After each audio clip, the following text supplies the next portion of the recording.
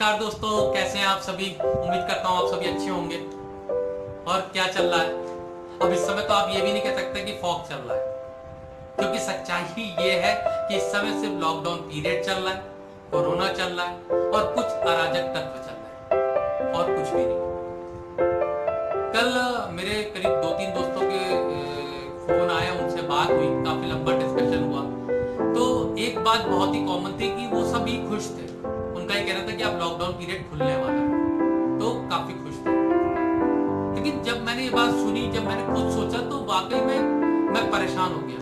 क्योंकि जो लोग प्राइवेट सेक्टर में काम कर रहे हैं, जो छोटे छोटे ट्रेडर्स हैं, बिजनेसमैन हैं, जिनके काम पड़े हुए हैं, शेयर मार्केट की इतनी बुरी हालत है, बैंक्स की इतनी बुरी हालत है, इंडियन इकोनॉमी की इतनी बुरी हालत है,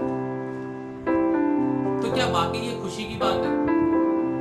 मैं आपको डरा नहीं रहा हूं, सिर्फ आपके सामने एक टॉपिक, एक बात रख रहा हूं। क्योंकि जो अभी विपत्ति आई है, वो विपत्ति तो विपत्ति है ही, लेकिन उससे भी बड़ी विपत्ति तब आएगी जब ये लॉकडाउन पीरियड ओपन होगा, खुलेगा। तो उसके लिए हमें अपने आप को तैयार करना है, अपने आप को प्रिपेयर करना है। तो मैं प्रे करता हूं, मैं एक प्रार्थना ऊपर वाले से करता हूं और भरोसा रखता हूं और उनसे विनती करता हूं कि जितनी जल्दी हो सभी के सारे कष्टों को आप जल्दी से जल्दी खत्म करें। तो मेरी आपसे भी विनती है, एक अनुरोध है कि प्लीज आप फेथ रखिए, भरोसा रखिए।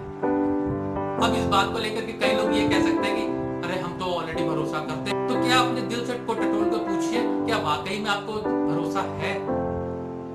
क्योंकि एक कोरोना नामक विपत्ति आई और पूरा देश, पूरी दुनिया हिल गई। डरे डरे हम लोग अपने अपने घरों में बैठे हुए हैं। हालांकि कोरोना से बचने का एक यही सॉल्यूशन मात्र है, तो डेफिनेटली अपने अपने घरों में है, हम अपनी समझदारी दिखा रहे हैं। तो क्या हमें वाकई में फेथ है? ये बात एक सोचने वाली बात है।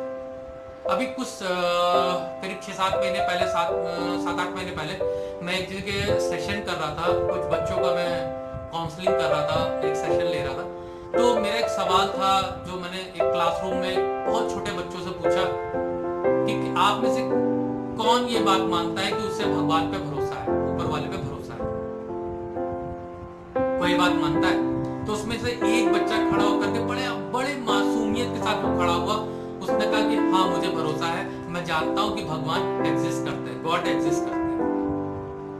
तो पूरी क्लास सन्न थी, मैं भी सरप्राइज था, मतलब हम लोग काफी परेशान थे क्योंकि इतना छोटा सा बच्चा उस तरीके का आंसर दे रहा था। तो फिर मैंने उससे पूछा कि तुम्हें कैसे लगा, तुम कैसे कह सकते हो कि भगवान एग्जिस्ट करता है? तो उसने बड़ी मासूमियत के साथ जवाब दिया कि सर एक बार की बात है, मेरा होमवर्क नहीं पूरा था, मैंने ऊपर फट से कहा कि आज क्लास में टीचर को मत भेजना, और उस दिन वो टीचर क्लास में एब्सेंट थी। और ये बात सुनकर के सारी क्लास हंस पड़ी, मतलब टीचर्स हंस पड़े और मुझे भी हंसी आ गई। तो उसका इस लेवल तक का फेथ है भगवान को। तो हमें वही फेथ, हम ये नहीं कह रहे कि उस बच्चे ने सही किया, मैं कह रहा हूँ कि एक फेथ की बात कर रहा हूँ कि एक फेथ आपको बहुत मजबूती के साथ अपना रखना पड़ेगा ऊपर वाले पे। तो प्लीज हम सब मिलकर के प्रार्थना करें और ऊपर वाले पे भरोसा रखें।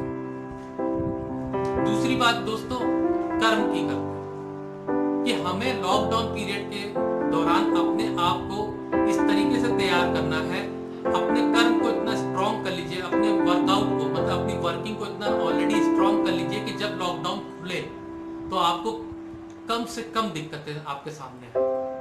तो चाहे आप नॉलेज वाइज अच्छी से अच्छी किताबें पढ़िए, अपनी नॉलेज को अपग्रेड करिए, अच्छी से अच्छी टेक्नोलॉजी सीखिए, कुकिंग सीखिए, मतलब कुछ ना कुछ पॉजिटिव करिए, अपने आप को स्ट्रॉन्ग करिए।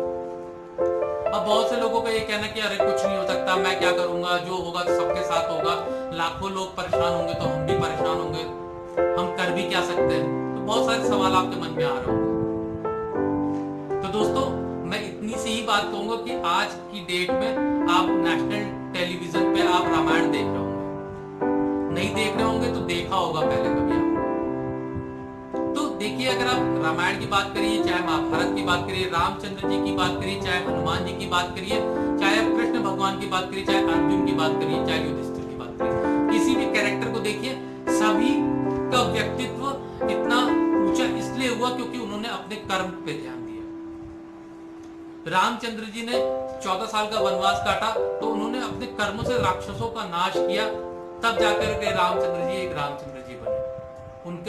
उनकी त्याग, उनकी मर्यादा, उनकी सच्चाई, उनके कर्म सबसे आगे। लक्ष्मण जी की जान ना बचती अगर हनुमान जी पर्वत पे जाकर के संजीवनी बूटी लेकर के नहीं आते। कहां लंका थी, कहां हिमालय पर्वत था, और रात रात में लेकर के आना था तो वो इम्पॉसिबल टास्क। हनुमान जी भी ये बात कह सकते थे कि मैं तो नहीं ला सकता, पॉसिबल ही नहीं है, संभव ही नहीं है, लेकिन उनके अंदर भी एक जिद थी। तो हम सबको ऐसे कैरेक्टर से कुछ सीखना चाहिए, यही तो है लाइफ स्किल्स। हम इंटरटेनमेंट के लिए रामायण देख रहे हैं, महाभारत देख रहे हैं, अगर कुछ सीख नहीं रहे ना तो ये हमारी सबसे बड़ी गलती है। इन लोगों का नाम इतना ऊंचा, इतने महान ये लोग तभी हुए सिर्फ अपनी कर्मों की वजह से। तो प्लीज मेरी आपसे रिक्वेस्ट है कि इस लॉकडाउन पीरियड के दौरान अपने आप को इतना स्ट्रॉन्ग कर लीजिए, इतना मजबूत कर लीजिए कि जब लॉकडाउन खुले तो आपको कम से कम दिक्कतें आए। तो अपने कर्म के अनुसार अपनी नॉलेज को बढ़ाइए और बहुत मेहनत करिए, अपने आप को बिल्कुल जला दीजिए, घिस दीजिए, तब जाकर रिजल्ट आपके सामने आएंगे। हालांकि मैं भी उस भीड़ का हिस्सा हूं, मैं भी कोशिश कर रहा हूं अपने आप को अपग्रेड करने की और अच्छे से अच्छी टेक्नोलॉजी को सीखने की कोशिश कर रहा हूं। तो दोस्तों मेरी आपसे रिक्वेस्ट है, तब तक के लिए आप सुरक्षित रहिए, खुश रहिए और अपने परिवार को